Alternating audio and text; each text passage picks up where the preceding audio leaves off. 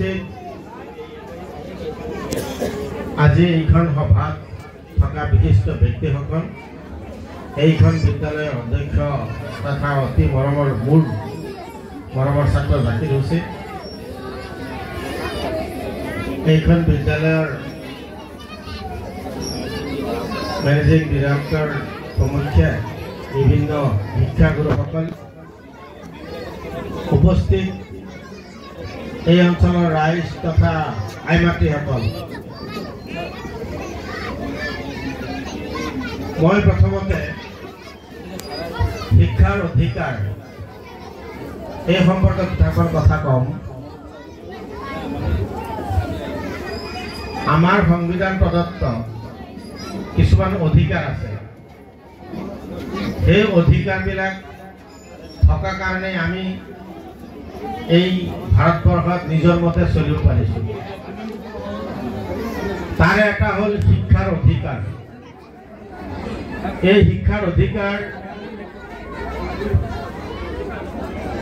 20 শতিকাৰ শেষৰ যিটো সংশোধনী আছিলে, সেই শেষৰ সংশোধনী মতেই আমি 6 বছৰৰ পৰা যিসকল শিশু আছে 14 বছৰলৈকে বুলি, পিছত আৰু অলপ বাঢ়িছে, 6 বছৰৰ পৰা 14 বছৰলৈকে সকলো শিশুৱে গুণগত মানদণ্ডৰে তেওঁলোকে শিক্ষিত হ'ব লাগিব। এতিয়া গুণগত মানদণ্ড কি আৰু অধিকাৰটো কি? যদি কোনোবাই লিখা পঢ়া নকৰে, তাৰ কাৰণে চৰকাৰৰ আইন আছে, অৰ্থাৎ চৰকাৰ জগৰীয়া হ'ব, সেইজন অভিভাৱক জগৰীয়া হ'ব, শিক্ষাগুৰুসকলক জগৰীয়া হ'ব, যদিও আমি ছোৱালী বা ল'ৰাটোক লিখা পঢ়া কৰাবই লাগিব। কিন্তু এইখিনিতে এটা কথা, লিখা পঢ়া যে কৰিব, সেই লিখা পঢ়াটো কেনেকৈ কৰিব, কিদৰে কৰিব? নাম দিছে গুণগত শিক্ষা। এই গুণগত শিক্ষাটো কেনেকুৱা? সেই গুণগত শিক্ষাটোৰ কথা মই জাষ্ট এটা মাত্ৰ অংকৰ বিষয়ে, যিহেতু মই বিজ্ঞানৰ মানুহ, মই সাধাৰণতে অংকৰ কথা কওঁ। আপোনালোকে চাব সেই অংকটোত কি ৰহস্য লুকাই আছে। সকলো মানুহে সেই অংকটো কৰিব পাৰিব। মই আৰু এদিন এখন কৈছিলোঁ ইয়াতে ছাত্ৰ ছাত্ৰী হুলস্থুল কৰাৰ কাৰণে, আজি গাৰ্জিয়ানসকলক কৈছিলোঁ, আপোনালোকে চাব বিৰাট টান নহয়, অংক সদায় সহজ, কিন্তু আমি টান বনালো কেনেকৈ? এই গুণগত শিক্ষা নকৰাৰ কাৰণে। আপোনালোকে চাওকচোন, প্ৰত্যেকজন মানুহৰ নাকৰ বিন্ধা কেইটা? কক নকলে কেনেকৈ হ'ব? নাকৰ বিন্ধা কেইটা? চকু কেইটা? হাতৰ আঙুলি কেইটা? ভৰিৰ আঙুলি কেইটা? 10টা। দাঁত কেইটা? দাঁত 32টা। গোটেইবিলাক দুয়েৰে হৰণ যায়। কিহেৰে হৰণ যায়? অৰ্থাৎ মানুহৰ বুলি নহয়, যিকোনো প্ৰাণীৰ আমি যিমানবোৰ অংগ প্ৰত্যংগ চাওঁ, হিচাপ কৰিলে সব জোৰ সংখ্যা। আমি আজিলৈকে চিন্তাই কৰা নাই। সেইটো যদি চাওঁ, গছৰ পাত, হয় নহয়? উৰহী গছৰ পাত কেইটা? 3টা। উৰহী গছৰ পাত 3টা। আমি চিমট গছ বুলি কওঁ। চিম গছ কেইটা পাত? শিমলু গছৰ পাত কেইটা? 5টা। ফুলৰ পাহি কেইটা? উৰহী গছৰ 3টা, জবা ফুলৰ 5টা। এনেকৈ যদি আমি তেতেলী গছৰ পাত লওঁ, তেতিয়া অযুগ্ম সংখ্যা পাম। যিমানবোৰ গছ আছে সববিলাক অযুগ্ম সংখ্যা। তেতিয়াহ'লে উদ্ভিদ আৰু প্ৰাণী তেনেকৈ আল্লাই বেলেগ কৰি সৃষ্টি কৰিছে, জোৰ আৰু বেজোৰ। আমি অংগ ক'ত নাপাওঁ বিচাৰি, যদি যাম তাতে অংক আছে। এতিয়া যদি আমি গছৰ পাত কেইটা চাওঁ, ঠালটোৰ লগত যিটো পাত থাকে, তাৰ যিটো কোণ হয়, সেই কোণটো সৰুৰে পৰা ডাঙৰ কৰি গৈ থাকিলে পাতৰ ৰংটো চেঞ্জ হৈ গৈ থাকে। যিমানে পাতৰ এনেকৈ ঠাৰিটো এনেকৈ লাহে লাহে লাহে লাহে এগুৰটো কমি আহিব, তাৰ কালাৰটো বেলেগ হৈ থাকিব। যিবিলাক গছৰ পাত ৰঙা হয়, হালধীয়া হয়, চাবচোন গছৰ ঠাৰিটো পাতৰ লগত কেনেকৈ হৈ থাকে। আমি তাতে অংক বিচাৰি পাওঁ। গতিকে এনেকুৱা, এতিয়া যদি মই কওঁ, সুধি দিওঁ, আপুনি কলপাতটো ছিঙি দিয়ক, কেনেকুৱা লাগিব? চিধা হৈ হ'ব নে বেকা বেকি হ'ব? কলপাত ছিঙি দিলে কেনেকৈ হয়? চিধাকে ফালে নে বেকা বেকি হয়? কঁঠাল পাত বেকা বেকি, উৰহি গছৰ পাত, ধান গছৰ পাত চিধা, তামোল গছৰ পাত, নাৰিকল গছৰ পাত, নাৰিকলৰ গুটি কেইটা? এটা, তামোলৰ এটা, ধানৰ গুটি এটা, ঘেঁহুৰ গুটি এটা, কলগছৰ গুটি এটা, আম গছৰ দুটা, বুট মাহ দুটা, অৰ্থাৎ যিবিলাক ফালি যায় সেইবিলাকৰ দুটা, আৰু যিবিলাক চিধা হৈ ফালি যায় গুটি এটা। এক বীজপতি, দুই বীজপতি, শিকাব নালাগে, অট'মেটিক শিকি থাকিব। এয়া হ'ল গুণগত শিক্ষা। কি বুলি ক'লো? গুণগত শিক্ষা। যেতিয়া আমি নেওতা মুখস্থ কৰিবলৈ যাওঁ, 1 আৰু 3 যোগ কৰিলে কিমান হয়? 1 আৰু 3 যোগ কৰিলে কিমান হয়? কি পূৰণ কৰিলে 4 হয়? 2 আৰু 2, আৰু এটা চাওক, 1, 3, 5 যোগ কৰিলে কিমান হ'ব? কিমান? কিমান কি পূৰণ কৰিলে নহয়? 3 পূৰণ 3, অৰ্থাৎ দুটা অযুগ্ম সংখ্যা যোগ কৰিলে 2ৰ বৰ্গ, তিনটা অযুগ্ম সংখ্যা যোগ কৰিলে 3ৰ বৰ্গ, চাৰিটা অযুগ্ম সংখ্যা যোগ কৰিব 4ৰ বৰ্গ, পাঁচটা অযুগ্ম সংখ্যা যোগ কৰিব 5ৰ বৰ্গ। ইমান সহজ কথাবোৰ, অংকবোৰ, কিন্তু আমি টিউচন দি দিওঁ। ক'ত দিওঁ? অংক নোৱাৰে ছাৰ, টিউচন কৰাব লাগিব। কিন্তু টিউচনত কি শিকাব? একো নিশিকায়, কেৱল মাত্ৰ কিতাপৰ কথাখিনি শিকাই থৈ দিয়ে, কাৰণ সময় নাই ছাৰৰ। 1 ঘণ্টা, পুৰা 1 ঘণ্টা ঘূৰি চাই থাকিব, পঢ়ুৱাই থৈ গুচি যাব, মাহেকৰ শেষত টকা 1000 লাগিব। ভাল নপঢ়ায়। খুব কম সংখ্যক টিউচন মাষ্টৰ আছে, তেওঁলোকে ছাত্ৰৰ কাৰণে পঢ়ায়, বেছিসকলে ময়ো টিউচন পঢ়াওঁ, হয় নহয়? ময়ে কৈছোঁ, মোৰ বদনাম ময়ে কৈছোঁ। বুজি পালেনে কথাটো? গতিকে টিউচনতকৈ স্কুলত গুৰুত্বটো বেছি দিব। তাৰ কাৰণে আমাৰ যিহেতু এতিয়া আহিলোঁ আমি ক'ল, মই প্ৰথম কৈছিলোঁ গুণগত শিক্ষা, শিক্ষাৰ অধিকাৰ আইন 2009 চনত শিক্ষাৰ অধিকাৰ আইন পাছ হৈ গ'ল। 2020 চনত আকৌ আহিল NEP, নিউ এডুকেশ্যন পলিচি। এতিয়াতো আৰু দিগদাৰী। অলপ আগতে কৈ গ'লে আমাৰ CRCC কি ক'লে? সকলোৰে আপাৰ আইডি পাব। আপাৰ আইডি পোৱাৰ লগে লগে মাৰ্কখিনি যোগ কৰি গৈ থাকিব।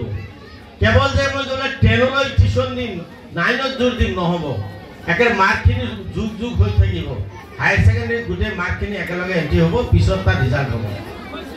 গতিকে এনেকুৱা এটা ছিষ্টেমত আমি গৈ আছোঁ, যিটো ছিষ্টেমত আমি একেবাৰে তলৰ পৰাই ছাত্ৰ ছাত্ৰীসকল বনাব লাগিব। আৰু বনাম কেনেকৈ? আটাইতকৈ ডাঙৰ বনোৱা মানুহজন কোন? আমাৰ মাকসকল, দেউতাকসকল। শিক্ষকে পঢ়াব নোৱাৰে, বনাবও নোৱাৰে।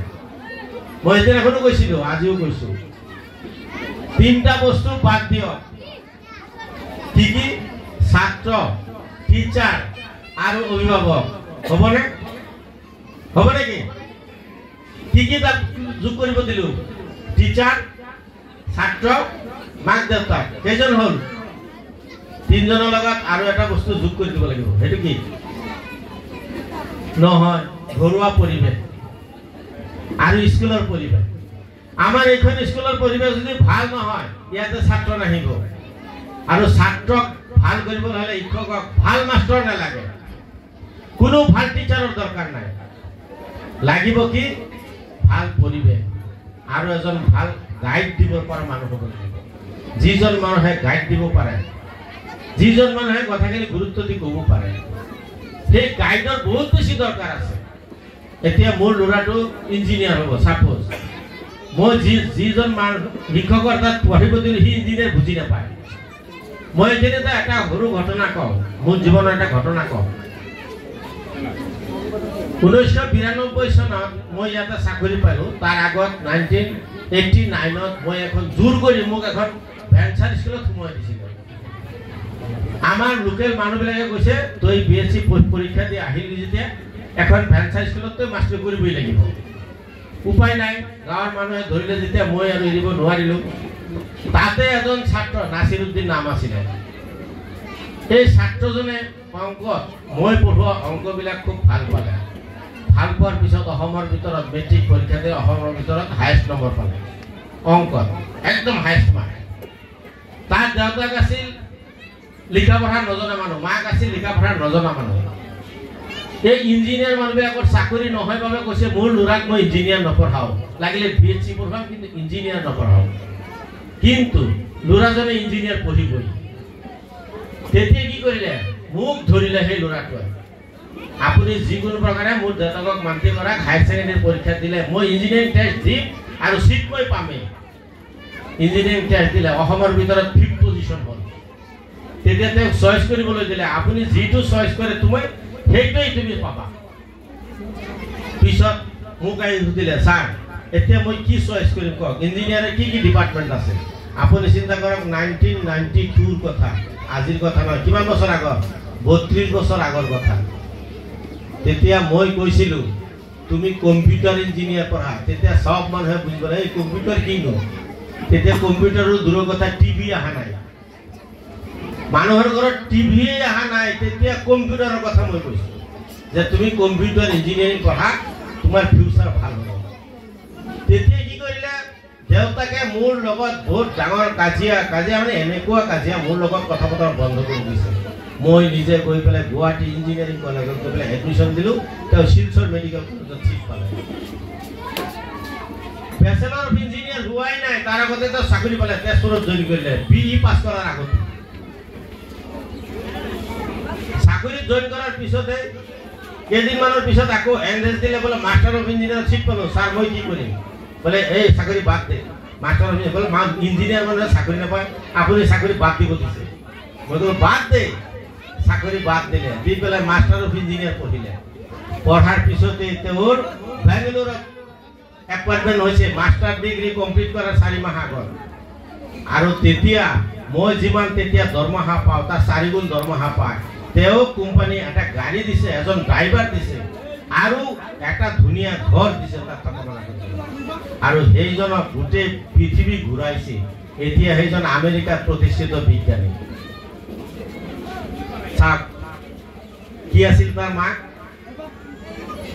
মূৰ্খ নহয়, লিখা পঢ়া নজনা। মই মূৰ্খ বুলি নকওঁ, বহুত জ্ঞানী। নহ'লে এই জ্ঞানী নহ'লে এই ল'ৰাটো কেতিয়াও ইমান ডাঙৰ ইঞ্জিনিয়াৰ আজি প্ৰতিষ্ঠিত বিজ্ঞানী হ'ব নোৱাৰিলেহেঁতেন। দেউতাক এজন বহুত উচ্চ শিক্ষিত মানুহ বুলি কওঁ, লিখা পঢ়া নাই কথাটো বেলেগ, কিন্তু তেওঁৰ চিন্তাধাৰা বহুত উন্নত। এনেকুৱা চিন্তাধাৰা লৈ পেলাই আপোনালোকে কাম কৰক। মই এটা উদাহৰণ দিলোঁ, এইজন আমাৰ কছাৰী গাঁৱৰ জুলীয়া কছাৰী গাঁৱৰ নাছিৰুদ্দিন, তেওঁ আমেৰিকাত বৰ্তমান এজন কম্পিউটাৰ ইঞ্জিনিয়াৰৰ প্ৰতিষ্ঠিত বিজ্ঞানী।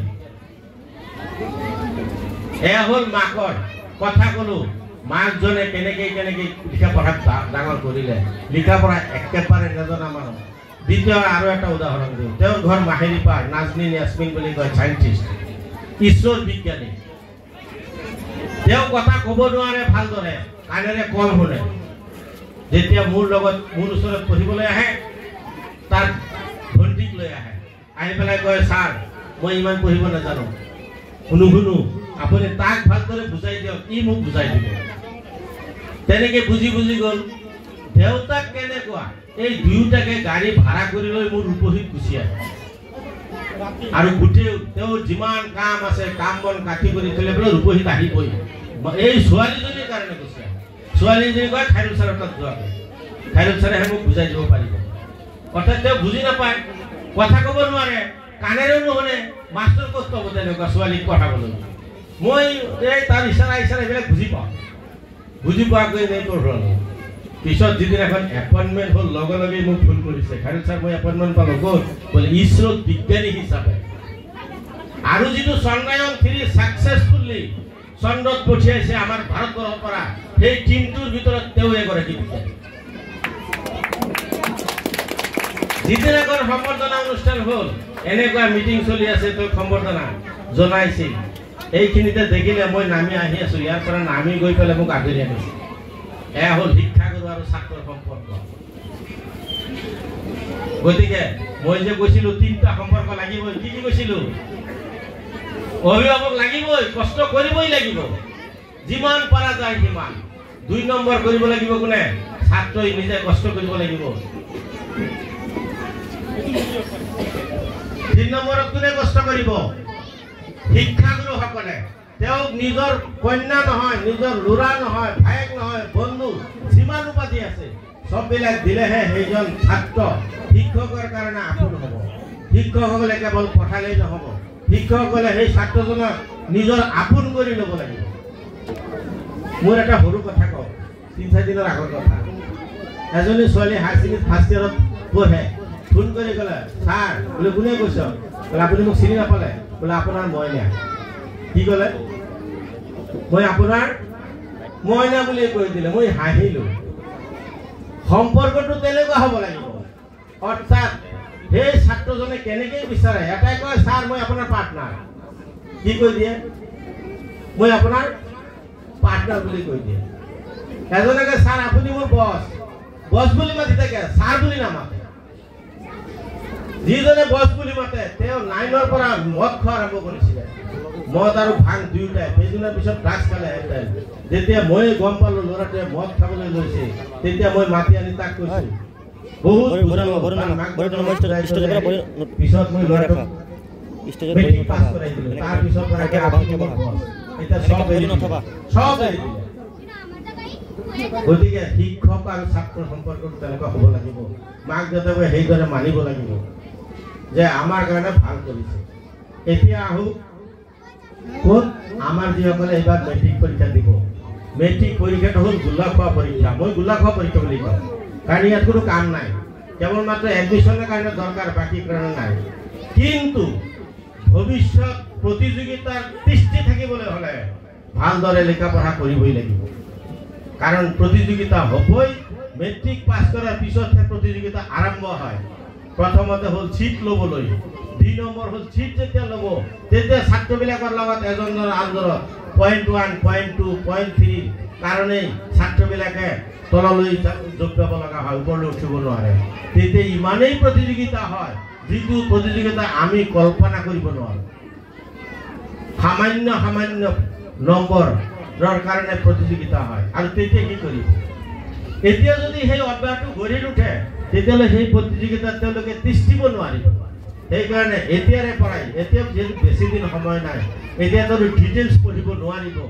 এতিয়া বিশেষকৈ মই কৈ দিছোঁ, এতিয়া বজাৰত টেষ্ট পেপাৰ ওলাইছেই। সেই টেষ্ট পেপাৰ যিমান পাৰে ইমান চল্ভ কৰিব আৰু তাৰ লগে লগে মেইন বুকৰ প্ৰতিটো পৃষ্ঠাই চাই যাব। কিন্তু ৰেডিমেড টেষ্ট পেপাৰটো আপোনালোকে নিকিনিব, কিনিবলৈ নিদিব। কাৰণ ৰেডিমেড টেষ্ট পেপাৰত কুৱেশ্যনৰ আনচাৰবিলাক থাকে, সেইটো পঢ়িলে কোনো কামত নাহিব। কাৰণ প্ৰতিযোগিতাৰ যুগ আৰু এইবাৰৰ যিটো প্ৰশ্ন কাকত হ'ব, ইয়াৰে মেক্সিমাম আননন প্ৰশ্ন আহিব। বেছিভাগেই আননন, নজনা প্ৰশ্নবোৰ আহিব, যিবিলাক প্ৰশ্ন কোনোদিন পোৱাই নাই। তেনেকুৱা প্ৰায় 50-60% কুৱেশ্যন আহিব।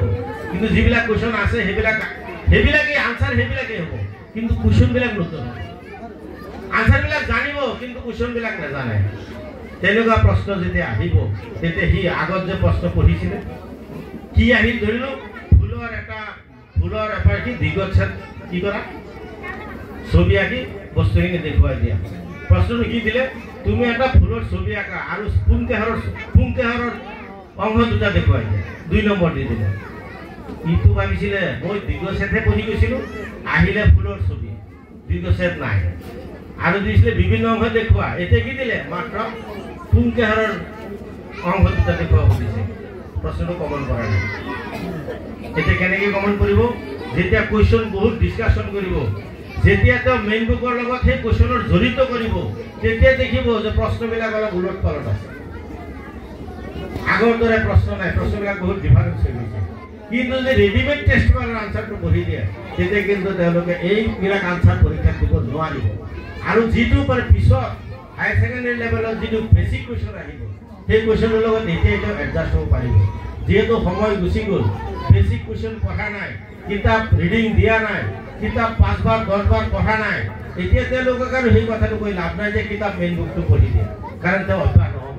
এতিয়া এটাই আছে, সেইটো হ'ল টেষ্ট পেপাৰ। এতিয়াও কেইদিনমান আছে, 10 ঘণ্টাকেই 12 ঘণ্টাকেই পঢ়িলে তেতিয়া কিন্তু টেষ্ট পেপাৰ কমপ্লিট কৰিব পাৰিব। লগতে কুৱেশ্যন বেংক আছে, তাৰপিছত যিটো মডেল কুৱেশ্যন আছে, HSLC এক্সামিনেশ্যনৰ মডেল কুৱেশ্যন, সেই মডেল কুৱেশ্যনবিলাকো এই ল'ৰা ছোৱালীক চাবলৈ দিব। মাকসকলক কৈছোঁ, এইখিনি কৰিবলৈ যাওঁতে ছাত্ৰটোৱে বহুত কষ্ট পাব।